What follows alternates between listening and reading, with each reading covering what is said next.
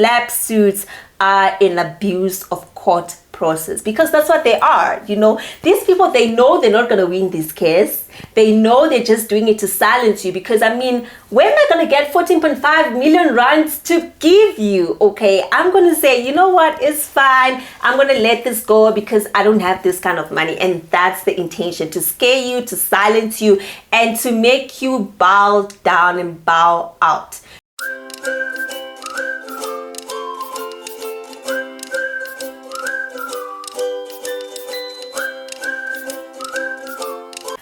Hello my fellow earth warriors, and welcome back to I Root for Nature. If it's your first time here, welcome. I hope you're going to enjoy this video and make the decision to subscribe to the I Root for Nature family. Per the title of my video, I'm going to be highlighting some environmental victories and losses of 2022. Being an environmental activist or lawyer is tough business, okay? It's always like a battlefield, and every day you are thinking about the best way to fight for people's lives and to also preserve your own. Sometimes as activists we get so consumed in the work that we are doing that we also forget to take a step back and just celebrate our wins too, because they're there, okay? We are not just losing, they are wins out there, and we need to just celebrate them. So I just thought I need to do this video and just honor that and just celebrate some of the wins of the year, and also just highlight some of the devastating things that have happened. So much has happened in 2022 in the environmental space, but like I said, I'm just going to be highlighting a few wins which I think were major victories for various reasons. Okay, so the first thing I want to touch on is the money. Okay, let's start with the money. Activists cannot do their work without funding. Funding is very important with the work that activists do. You're going to need money to achieve your goals. You're going to need money to travel to places, or even to employ the people you need to assist you with your cause. You're always going to need funding. However, not a lot of activists have access to financial resources, especially those people who are leading grassroots community-based organizations or people based in rural areas. Not everybody is going to have access to funding to capacitate them and enable them to do their work. But there's been something great that happened in 2022, okay? This is the launch of what is called the Environmental Justice Fund. It is a fund by activists for activists. According to their website, the Environmental Justice Fund's main objective is to strengthen the environmental justice movement in South Africa by supporting the operation of effective, resilient, community-led organizations operating in strong and expanding networks that are working to advance environmental justice. And it does this through giving grants to fund community projects, events, or campaigns that are designed to advance environmental justice. They can also assist with emergency funding to assist with unforeseen events and help with capacity building within these organizations. As we all know, community-based organizations are always at the forefront of environmental justice struggles, and they always struggle to get the support they need to facilitate and sustain their work. And this is essentially why the Environmental Justice Fund is important. It was designed to bridge that gap. So if you're a community-based organization working on issues that advance the right to a healthy environment, or know of one that will need this support, the EJF is a tool that can be used. I think this is a major victory because a lot of people have been struggling to do their work in the environmental justice space simply because of a lack of financial resources. And now we have this. It is so amazing. Like I said, it is a fund by activists for activists. I applaud this. This is a great thing, and it's something to celebrate. So the next victory I'm going to be touching on is around the right to a healthy environment itself. And this was highlighted in a landmark court judgment for a case that is commonly known as the deadly air case. Mpumalanga is the richest coal region in South Africa. And Mpumalanga Highveld is characterized with lots of coal mines, and about 12 of Eskom's coal-fired power stations are found in the Mpumalanga Highveld. So you can imagine the amount of air pollution going on there because of all the emissions from the coal power stations, the emissions from the coal mines. This whole arrangement has resulted in toxic air pollution being emitted into the atmosphere, and the Mpumalanga Highveld being declared an air quality priority area due to its poor air quality. I mean, there's just a whole lot of coal burning and coal mining going on there. Research has shown that the poor air quality in the Mpumalanga Highveld has resulted in numerous health issues and deaths in residents. Okay, so this is where the deadly air judgment comes through. I mean, I'm not going to go into the facts of the case, but I'm just going to highlight what came out from that case that is very important jurisprudence in relation to Section 24 of the South African Constitution, which talks about how everyone has a right to a healthy environment and to have that environment protected. So in March 2022, the High Court in the deadly air judgment ruled that poor air quality disproportionately affects marginalized and vulnerable communities who bear the burden of disease caused by air pollution. And this includes children, the elderly, and people with health conditions such as asthma. Most importantly, this deadly air judgment recognizes that poor air quality in the Mpumalanga Highveld region contravenes the constitutional right to an environment that is not harmful to our health or well-being, and it confirms that this right has to be protected. If you don't take away anything from this, take away that this is the main result of this judgment. I mean, there are other things that also came out from that judgment, but this is significant. And I also say that it's significant because it's also happening in the international context where the United Nations itself has declared a healthy environment, which includes clean air, clean water, and a stable climate, a human right. So you can see why it's important to also have a South African court saying the same thing, that air pollution contravenes a person's right to a healthy environment. And then the next victory I'm going to be touching on is Shell's proposal to extract oil and gas in the West Coast.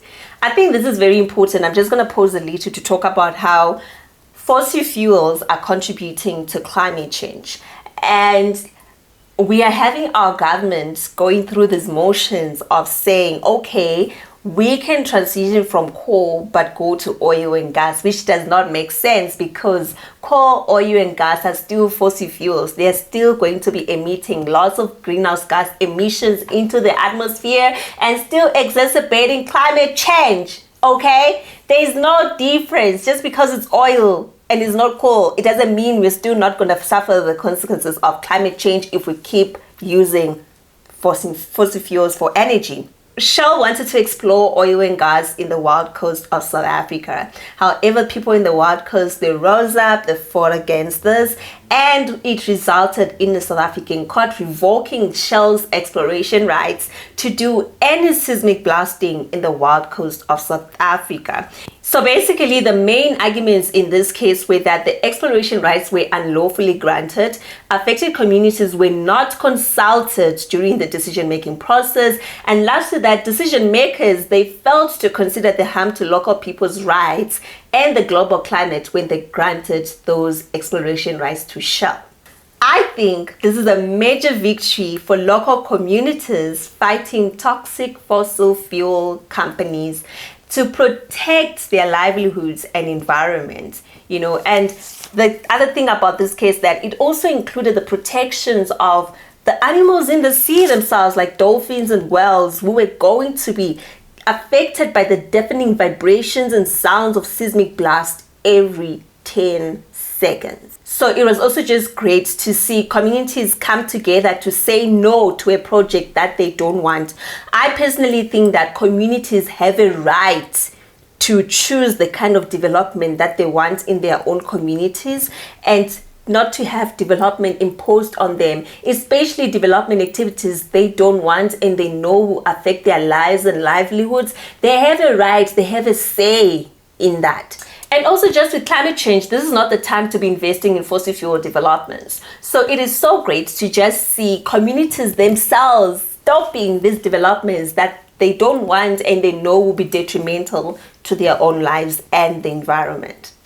So the next one I want to touch on is on a recent Constitutional Court judgment that came out in November 2022, and it is basically important because this is one case where the Constitutional Court provided a new protection for activists against slap suits. So these are lawsuits that are basically intended to intimidate, to censor, and silence any criticism against a particular development until that person is frustrated to an extent that they're just not going to say anything anymore about that particular activity. So basically what happened is that these activists spoke up against the activities of this mining company, and the mining company retaliated by filing a defamation lawsuit against them, saying that you're defaming our company by all these things you were saying. Basically, like the criticism you said is a defamation. Importantly, for this case, the Constitutional Court recognized that slap suits are an abuse of court process, because that's what they are. You know, these people, they know they're not going to win this case.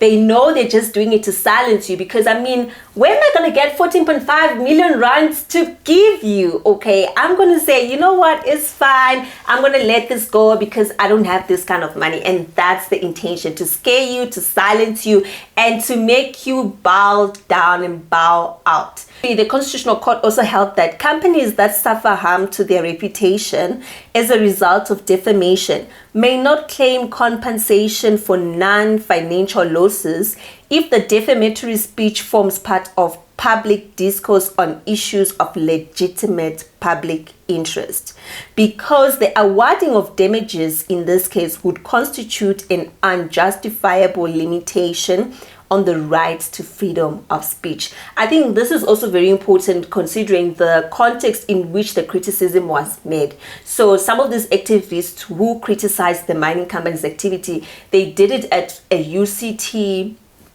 law summer school. So they were basically, it was in an academic setting, and there's nothing wrong in criticizing an activity in an academic setting. Okay, so I think it's also very important here, and it's also very important that, yeah, the minute you bring in litigation to silence someone, you are actually contravening their right to freedom of speech. So I think that this is a great and important victory, because it's an important step towards providing greater protection for activists from, you know, all these corporations who use litigation to bully and silence any criticism against their operations.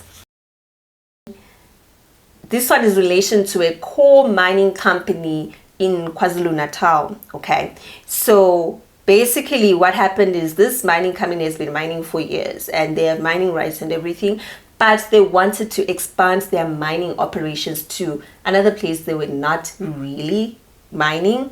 So basically the community members were not happy with that. They were also not even happy with all the other activities that the mining company has been doing over the years. Okay, they've been fighting against the environmental degradation, and then now the mining company wants to expand even further, you know, expand this pollution even further. So it wasn't a happy place for a lot of people. Okay, so basically the court stopped this expansion because they said there was deficient public participation. That is, the mining company did not obtain the necessary consent from affected communities as required by South African law.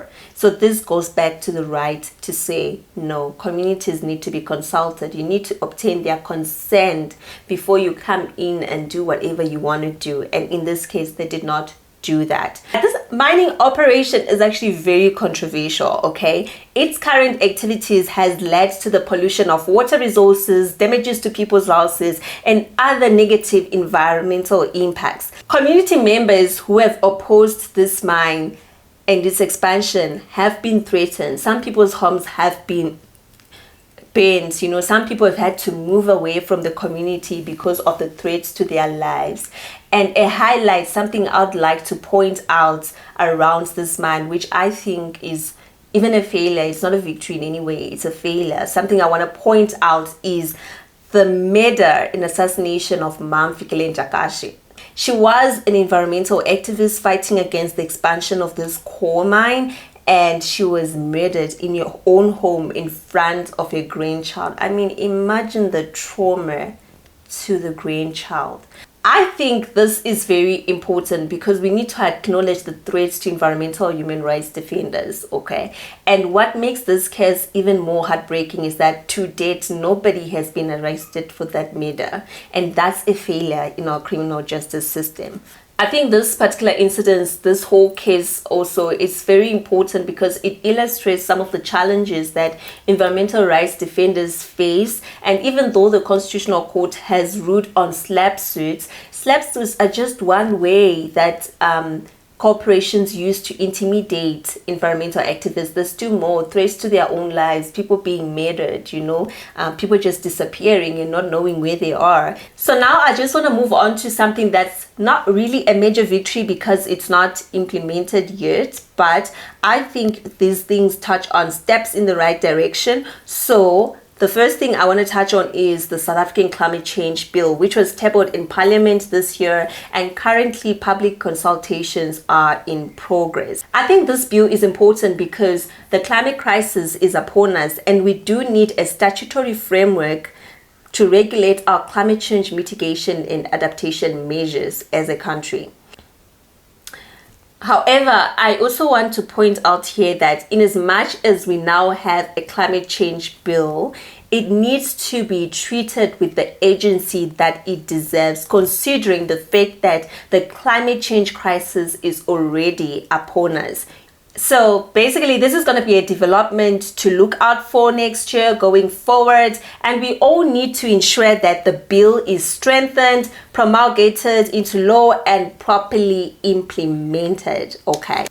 Another important development I want to touch on, and I want you guys to be aware of, is that South Africa published its National Just Transition Framework this year. With the climate crisis upon us, there is need to transition from fossil fuels to low carbon economies, okay?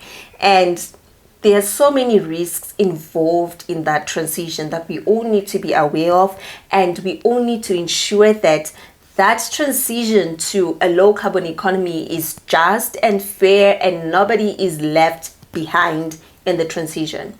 And it's a process that I think we all need to be aware of and participating. So it's definitely something you need to keep on your radar because it's going to affect a whole lot of things. The transition affects everybody. So that's why it's very important that nobody is left behind. And that's why I thought I need to mention it here. The Just Transition Framework is something we all need to be involved in. And secondly, the Climate Change Bill is also something we all need to participate in because climate change is going to affect all of us. In fact, it is affecting all of us right now. So it's not a future event, it's already affecting all of us right now. So we need to be involved in these processes, okay? Wow, like what an eventful year. Honestly, I'd like to hear your thoughts on this 2022 highlights. Please comment down below and tell me what you think, and also share some of your environmental highlights of this year. I'd like to hear it all. Anyway, with every good thing, there is always a bad thing. While we celebrate victories, we should not forget to point out some of the environmental disasters that also happened in 2022. Some of these were very devastating and led to the loss of lives. These disasters illustrate some of the fundamental problems of the current system we are living in and operating in. And I thought I can't do an environmental victories video without pointing out some of the disasters and failures that happened that were very devastating. So I'm going to do that just now. In April 2022, South Africa experienced some devastating flash floods in the province of KwaZulu-Natal. And these flash floods resulted in the destruction of property, displacement of people because their homes were flooded, and the death of over 400 people, with at least 60 of those being children. That is heartbreaking. I think that it's very important for us to talk about these KZN floods because they show a lack of disaster readiness in our country. With the climate crisis upon us, we need to ensure that our disaster readiness and management is intact. We cannot not invest in that. We need to make sure that we have proper disaster management measures in place all the time. And it's also predicted that these floods are going to only get worse from now. So it's very important that we are ready and we are prepared and we do not go through the same devastating impacts that these KZN floods caused. And then the next devastating event I'm just going to touch on is the Jagersfontein case. This one is very recent, September 2022. There was a collapse of a tailings dam at the Jagersfontein mine in the Free State province of South Africa. This disaster was caused by a structural failure of a mine tailings dam, resulting in a mudslide. A lot of people sustained injuries, families were displaced. Livestock was affected. A lot of people lost their livestock, okay? People's businesses and livelihoods were negatively impacted by this mudslide. It was a disaster. I think that although government did try to provide some relief to the residents that were affected by this mudslide, this is a classic case to illustrate some of the critical failures in our environmental governance systems. I do think that this is a disaster that could have been avoided if the law was being complied with and there was proper environmental compliance and enforcement measures in place. Honestly, this didn't have to happen, but it happened and it was devastating, and we do not want a repeat of any of that going forward. By the way, the Vaal River, oh my God, how could I forget the Vaal River? The Vaal River pollution is still unresolved, guys. It's still ongoing. Nothing has been done to clean up the Vaal River. And for those of you who don't know, the Vaal River is mostly polluted by sewage, and despite the problem being known to local authorities, by the whole government, nothing has been done. Like, what is happening? Okay, we need to clean up the Vaal River.